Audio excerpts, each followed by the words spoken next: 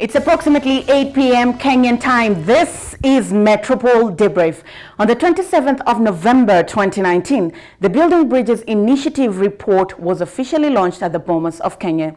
It was only until the 10th of January this year that the first BBI rally was held in Kisii, and on the 25th of January, Mombasa hosted the third BBI rally. With talks of a referendum and a regional government rife, what is the possible economic outcome? Thank you for tuning into Metropole TV. My name is Ndiro Oganga.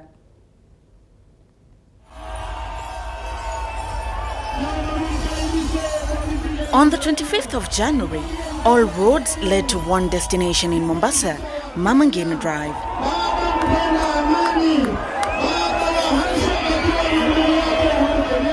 The agenda of the day was to rally Mombasa residents to support the BBI report.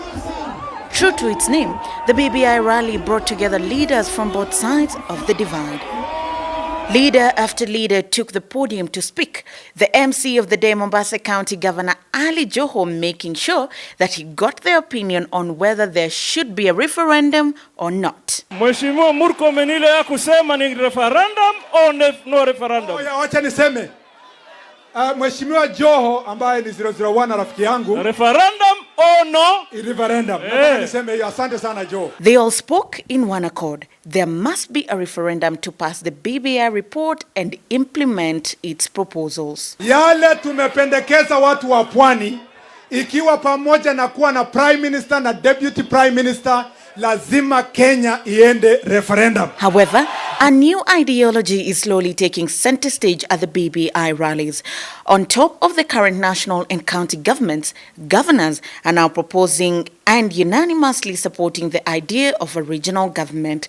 This has been touted as the go-to place for governors who are finishing their second term in office, which is constitutionally the limit. Na nimeona hapa Mombasa, Pwani, mumeamua mnataka kuwa na regional government. Hata sisi kule tunaunga mkono mambo ya regional government. Hiyo itasaidia watu wengi kuwa kwenye serikali kabisa. With only 3 BBI rallies in the bag, majority of leaders are supporting the report.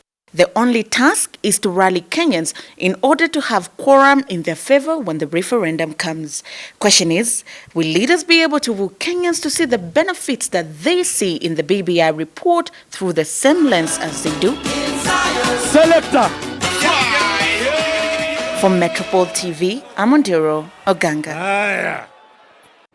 Well, so much from the Mombasa rally of the BBI. Let us go through some of the events that have led to the build-up of this moment.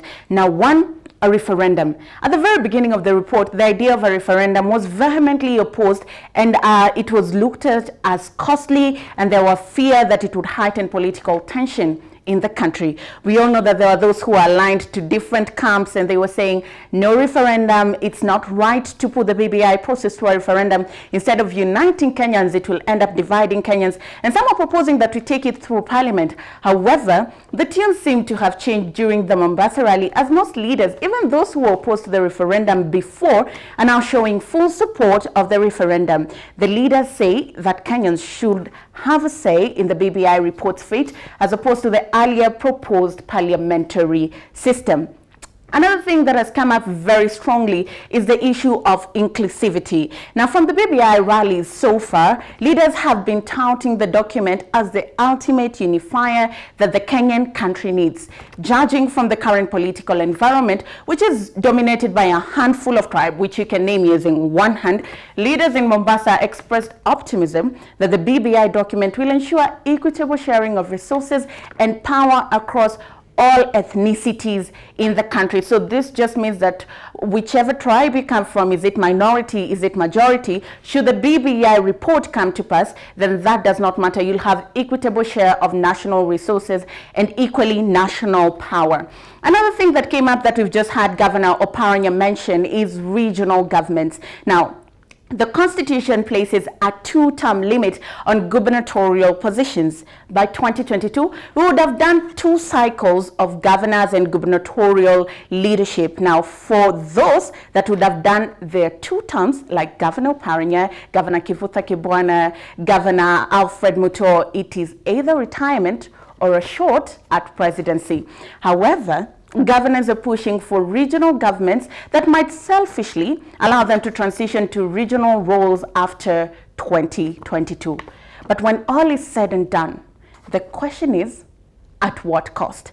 After the break, we are joined by our guest, Wilkista, who is a political analyst, Wilkista Aduma, and she'll be helping us put some of these issues into context. See you shortly.